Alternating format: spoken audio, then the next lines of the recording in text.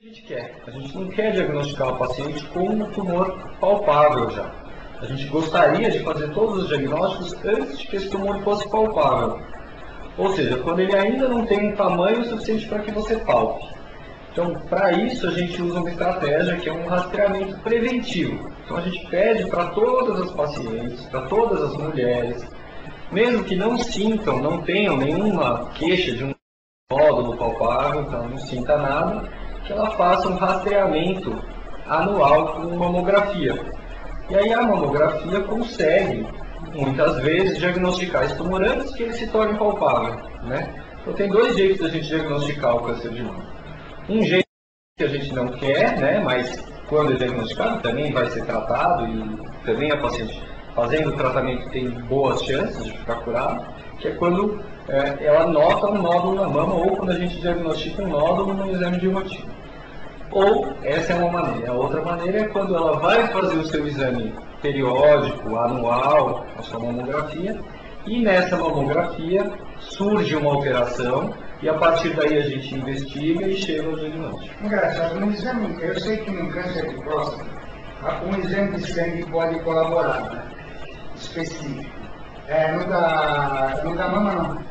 Isso, na verdade no câncer de próstata existe a dosagem do PSA, né, que ela ajuda no diagnóstico, né, então ela a dosagem do exame de sangue no câncer da próstata não pretende o paciente de ir ao médico e fazer o exame da próstata, né, então... O toque nesse caso é uma das coisas mais importantes. Então, são três coisas, vamos dizer assim, exame de imagem, toque, dosagem do PSA. Na mama é a mesma coisa, o exame físico ele é importante, né? Mas não existe um exame de sangue, um marcador que diagnostique a doença precocemente na mama. Existe um marcador que sobe, também assim como na próstata, no PSA, assim como em outros cânceres existem marcadores, que são proteínas dosadas no sangue, mas infelizmente ela só aparece quando esse câncer já está avançado, né? Então, ele não é assim, a gente pode usar, o médico vai avaliar, ele tem um arsenal de exames que ele pode lançar mão, que é, por exemplo, o ultrassom que a gente não falou de mama, pode fazer ressonância da mama, pode fazer mamografia e pode fazer marcador no sangue para principalmente para o acompanhamento disso, não tanto para o diagnóstico, né? Mas não existe o exame mágico, esse exame mágico que colhe o sangue e diz tem, não tem, né? A coisa é um pouco mais complexa, a gente precisa lançar mão de várias outras informações para conseguir fazer o diagnóstico. Quando você falou, né, daquele início, em que praticamente você não tem como no toque descobrir e tal, os exames por equipamento são capazes de detectar? Então, na fase muito inicial, não. Tá certo? Então, na fase muito inicial, quando esse tumor ainda é constituído por células, né, ele ainda não tem um tamanho, digamos assim, macroscópico, ele é microscópico, nenhum exame consegue detectar. À medida que ele vai crescendo, que ele se torna um pouquinho maior, aí os exames de imagem conseguem detectar. Quando ele passa de 1 centímetro, em geral, a gente consegue notar no exame físico, no toque da mama. A gente sabe que tem tumor que não é maligno. Benigno e maligno são como a gente conhece como leitos. Isso. Como a gente diferencia sem biópsia? Tem possibilidade? Tem. Os exames, né, de imagem, principalmente, eles dão características daquele tumor que sugerem benignidade ou que sugerem malignidade. Então, de acordo com a imagem, com algumas características da imagem, então, por exemplo, se é um tumor regular, ou se ele é especulado, se ele tem calcificações grosseiras, ou se ele tem calcificações mais sugestivas, pequenas microcalcificações que a gente chama. Então, essas características podem sugerir que ele seja maligno ou benigno. Existem alterações benignas da mama, essa que a gente chama, e dentre elas, eu vou citar uma aqui, que é o fibroadenoma, que é um tumor benigno da mama, tá certo? E eles, em geral, surgem em pacientes mais jovens, né? Uma paciente mais jovem pode ter um tumor na mama e não ser maligno, né? Uma paciente de mais idade pode ter também o tumor benigno, mas a gente fica muito mais preocupado que isso possa ser maligno. Então, só o médico que está acompanhando a paciente que vai conseguir julgar de que maneira que ele vai seguir isso, se ele vai só acompanhar, se ele vai indicar uma biópsia, se ele vai indicar uma punção, ou se ele vai abordar cirurgicamente esse nódulo, né? Agora, eu vou contar um caso, que é caso de polícia, e é da minha família. Uma nora minha, ela tinha um nódulo no seio. Certo. Tem pânico. Quantos anos ela tinha? Ela tem por volta de 30 anos, provavelmente, um pouco menos. Não, tinha 30 anos. Ela deve ter uns 25, 26 anos. Jovem. Jovem. Uma moça jovem. Aí o médico sugeriu para ela que ela diria que era maligno e deveria fazer cirurgia. Ela notou o nódulo na mama. Isso. Foi ao médico. Foi ao médico. E o médico sugeriu que deveria fazer uma cirurgia, né, para retirar o nódulo. Tudo bem. Ela fez a cirurgia, tudo certinho. De repente, ela descobriu que o nódulo estava lá. Depois do tempo. No mesmo tamanho, tudo igualzinho. Ela foi no outro mastologista e falou: você nunca sofreu cirurgia. Isso, a gente ficou extremamente revoltado. E o médico nunca deu para ela o resultado dos exames. Os exames são de propriedade do paciente, né? Claro. Até o retorno biópsia, nada. Então, aquela menina quase que se destruiu aí, em vida aí, em preocupação, e o outro mastologista descobriu que ela não tinha sofrido cirurgia. Isso é uma loucura. Por isso que eu perguntei se dava para diferenciar. Uma das coisas, ele continua do mesmo tamanho.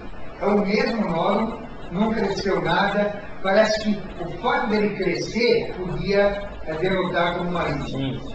O que acontece é assim, muitas vezes a gente diagnostica uma lesão, tá certo? Que ela não é palpável. Aquilo que eu te falei, a paciente fez o exame, surgiu uma alteração e a gente não consegue palpar.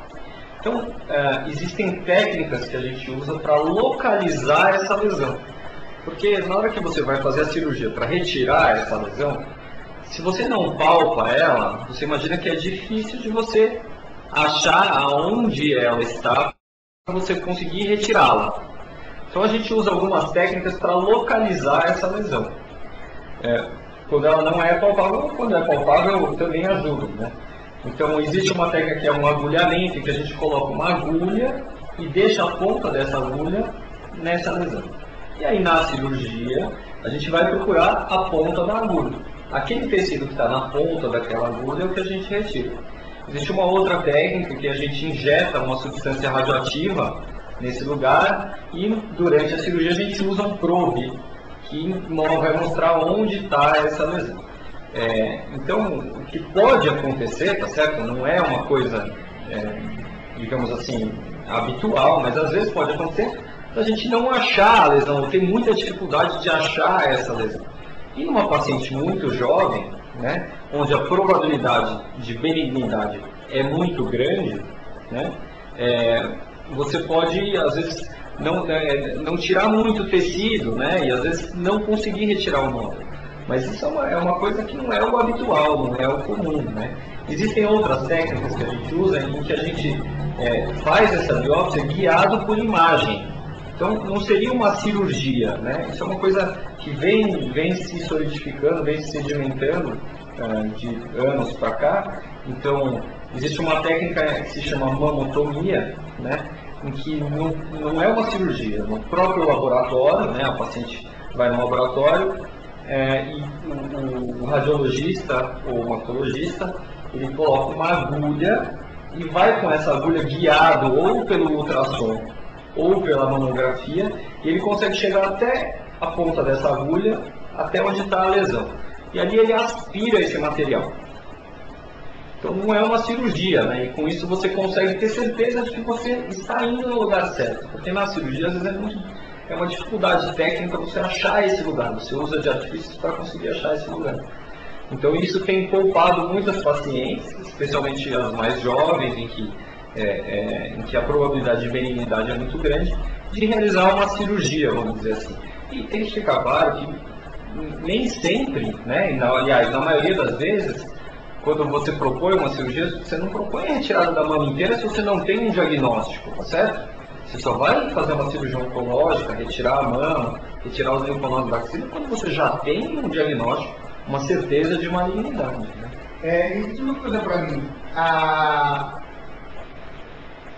é sempre um nódulo ou pode ter mais um nódulo? Pode, você pode ter mais de um nódulo, né? Você pode ter um tumor que tem, a gente chama de multifocal, e que ele tem vários focos na mesma mama ou até na outra mama.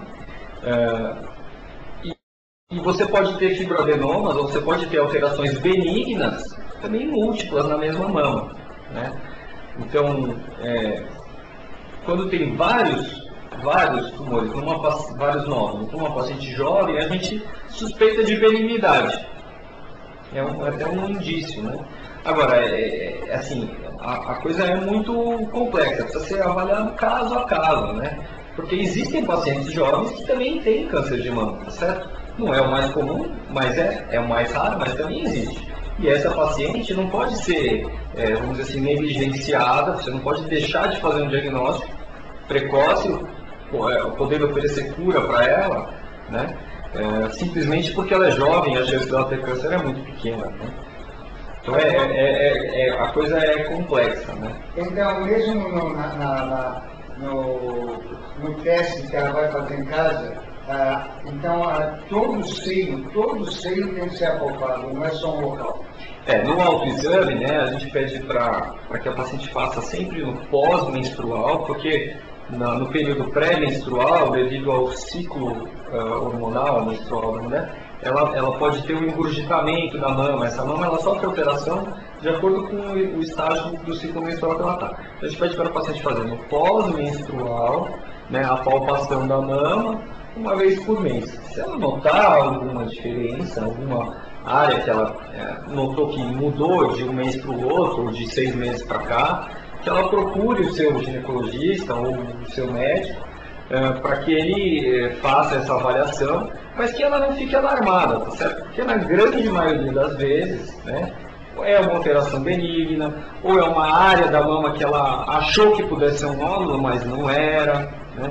Então, é necessário que ela vá, que ela faça a avaliação, mas não se alarme, não se assuste. Né?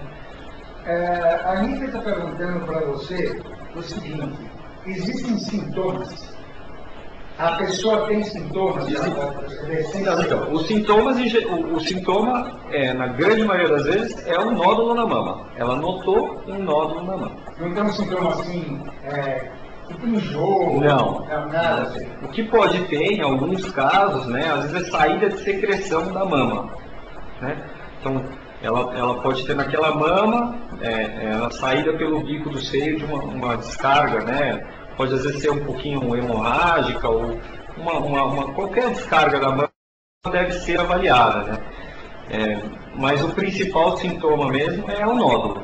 Não dá outros sintomas, tipo dor de cabeça, febre, não dói. Isso é uma outra coisa, né? Isso é importante frisar que, e é uma coisa que atrapalha muito a gente, que o câncer de mama não dói. E se ele doesse, a gente conseguiria descobrir. Por isso que a Anitta falou sobre sintoma, né? Sintomas, tem que ser mesmo. O mínimo se apalpar, né? O nódulo, com o braço levantado. Como que ela faz? Como é o trabalho? A gente pede para colocar o braço atrás da cabeça, né? O braço atrás da cabeça e palpa a mão.